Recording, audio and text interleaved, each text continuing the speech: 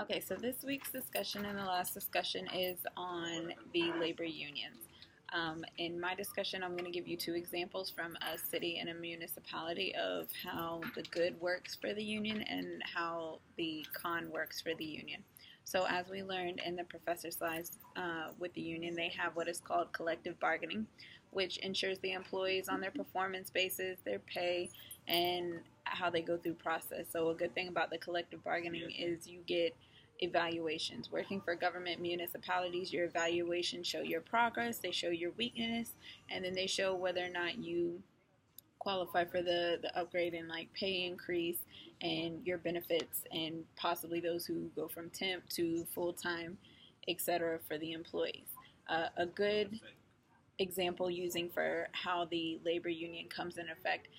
There was an employee that worked for a department in the city's municipality as a supervisor, and the thing is he's never had any disciplinary actions his whole career of 8 years of being a part of a city employee, and he was also a union member. And when he was fired and he went through the union to cover his case, they hired their own, well, they have their own attorney that represents the employee, and they go against the city in deliberations of whether this employee was rightfully terminated or not. And in his case, once he presented his case with all of his supporting documents, they had found that he was wrongfully terminated, in which he was compensated back his back pay, and he was also granted his job back and his initial title and everything. So he didn't have to go through a change in that process, even though it took about a year for the process to sustain and get a final case action in it.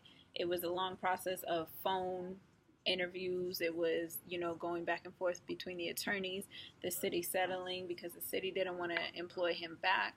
But once everything was presented and showing that they went through the wrong course of action in termination, they had to give him his job back and all the benefits that came along with it.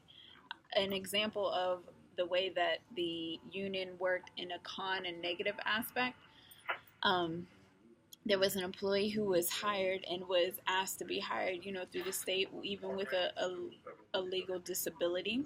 And he was put in a position that the positions are life-threatening for a citizen, in a sense. Like if you have a dispatch center, and he was put in as a dispatcher, even though that they did know that he had a disability, he was also protected as a union worker to be able to work.